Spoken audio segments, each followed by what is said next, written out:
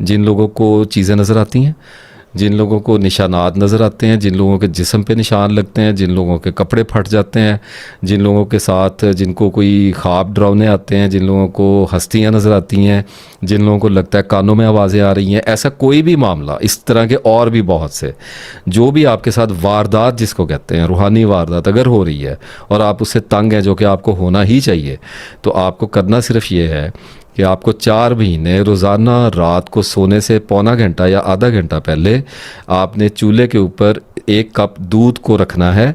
उसको आपने मीडियम आंच पे, मीडियम फ्लेम पे, दरमियानी आंच जिसको कहते हैं, उस पे उसको पकाना है। जब वो एक बार उबल जाए, और पकाने से पहले आपने उसमें ½ टीस्पून से भी कम जो है वो आपने खसखस डाल देनी है। समझ रही हैं आप? जी जी। ½ टीस्पून से भी कम आपने वो खसखस उसमें डालनी है। जब दूध उबल जाए तो आपने खसखस समेत वो दूध नीम गर्म फीका, उसमें चीनी नहीं डालनी, आपने चुस्कियाँ लेके चाय की तरह आपने उसको पी लेना है। और पौने घंटे के बाद आप बेड पे लेट जाएं, आंखें बंद कर लें, लाइट बंद कर दें। लाइट नहीं जलनी चाहिए। अगर आपको अंधेरे से डर लगता है तो थोड़ी सी लाइट कहीं से दरवाजे से आ रही हो तो इतनी काफ़ी होती है। और आप सो जाएं और 10-11 मैक्सिमम 10:30 के बाद ना जागें अगर ये मामला आपके साथ हो रहे हैं।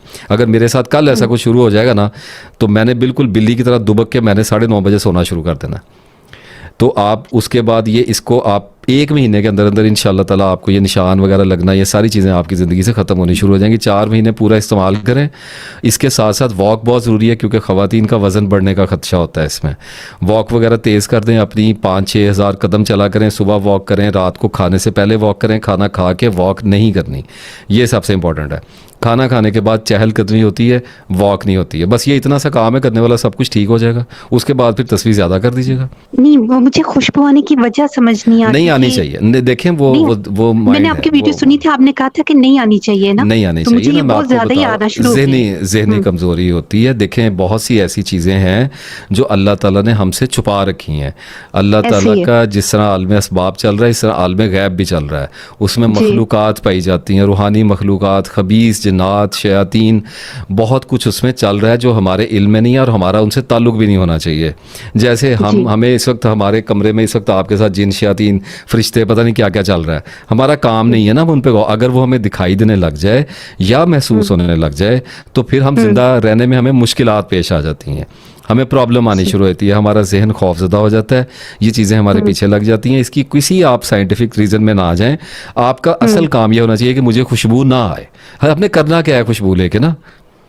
नहीं, हाँ, मैंने क्या करना है, मुझे तो मैं बल्कि हट जाती हूँ, कोशिश करती हूँ कि वहां से हट जाऊं। आप खसखस पिए, आपको खुशबू आनी बंद हो जाएगी। एक बात मुझे और कंफ्यूज करती है कि मैंने जो तस्बीहात ली थी ना, वो इल्मुल अदात के माहिर थे, लेकिन वो ना मदर और फादर का नाम पूछते थे और फिर उस हिसाब से बताते थे और कंडीशन बिल्कुल, यानी कि जो मेरे हालात होते थे वो बता देते थे। फिर मैंने इस पर बड़ी रिसर्च की कि ये जो है ना, ये हराम है। और नहीं जी नहीं, हराम को आप छोड़ें, ये अंदाजे होते हैं। ये अभी मैं आपके ज़िंदगी के बारे में बताना शुरू करूं, लोगों को हैरान मैं कर दूंगा। अल्लाह के फजल से बात ही होती है महज अंदाजे, क्यास, तजर्बा, उसके साथ साथ कुछ अल्हाम वदियत किया गया और कुछ आपका इल्म और आपका मिजाज होता है। इन चीज़ों से बचना चाहिए, काहिन के पास नहीं जाना चाहिए। बिल्कुल बेकार चीज़ें होती हैं जो आपको आपकी ज़िंदगी के गैब के बारे में बताता है।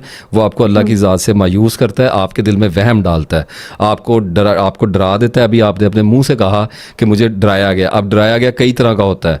कुछ वाकयात से डराया गया, खुशबुओं से डराया गया, हाथ वो लग के डराया गया, कुछ वो फिर इल्मुल अदात के माहिर से डराया गया। समझ आ रही बात?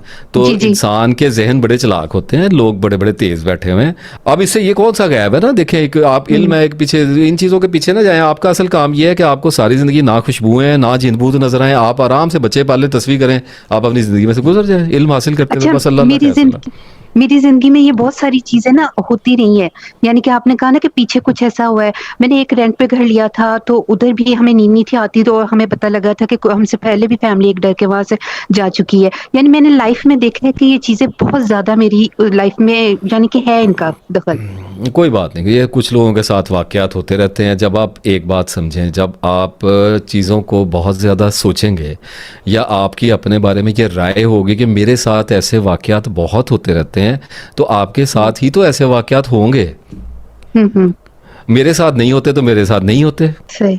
मुझे जिन ने क्यों नजर आना है? मैं जिनको देखने नहीं चाह रहा, मुझे निशान नजर आएगा। वो देखें, मखलूकात के अलावा भी और बहुत कुछ ऐसा है जो अगर हमें दिखाई दे जाए मर जाएंगे। अल्लाह की कायनात में पता नहीं क्या क्या चल रहा है, हमारे पता नहीं कितने वजूद हैं, पता नहीं कितनी कायनातें हैं, एक ये दुनिया पता नहीं कैसी है, असलियत क्या है, हमें उसमें से कुछ भी दिख जाए हम ज़िंदगी बसर ही नहीं कर सकते। हम नॉर्मल लाइफ में गुजरने के लिए आए हैं और आप अल्लाह से दुआ करेंगे आपको इस चीज़ से निजात दे दे। और खशखास भी है, असल बात ये आपको अर्ज़ कर दी कि आपका मसला ख़त्म हो जाएगा, उसके बाद अपने बारे में ये सोचना बंद कर दें कि मेरे साथ ये वाक़यात होते हैं, वो वाक़यात होने कम हो जाएंगे आपके साथ इंशाल्लाह।